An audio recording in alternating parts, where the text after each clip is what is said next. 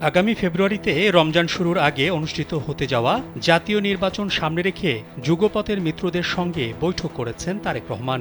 বৈঠক সূত্রে জানা গেছে, তারেক রহমান জোটের ঐক্যের উপর জোর দিয়েছেন। তিনি বলেছেন, আগামী দিনগুলোতে নির্বাচন বানচালের ষড়যন্ত্র হতে পারে। সবাইকে ঐক্যবদ্ধ থেকে সেসব মোকাবেলা করতে হবে। জোটের নেতারা বিএনপির বিরুদ্ধে বিভিন্ন মহলের যে ক্যাম্পেইন চলছে সে বিষয়ে সজাগ থাকার পরামর্শ দেন। এর আগে সভার সূচনা বক্তব্যে তারেক রহমান বলেন, সবার ঐক্যের মাধ্যমে দীর্ঘ আন্দোলন সংগ্রামের পথ ধরে জুলাই আগস্টে ছাত্র, শ্রমিক ও জনতার গণ অভ্যুত্থানে ফ্যাসিবাদের পতন হয়েছে।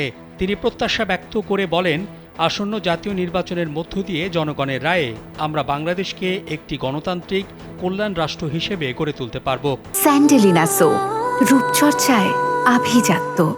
তারেক রহমান বলেন, বিএনপি তাদের দীর্ঘদিনের আন্দোলনের সঙ্গীদের নিয়ে নির্বাচন ও সরকার গঠনের যে প্রতিশ্রুতি ইতোমধ্যে দিয়েছে তা থেকে এক চুলো সরে যাবে না।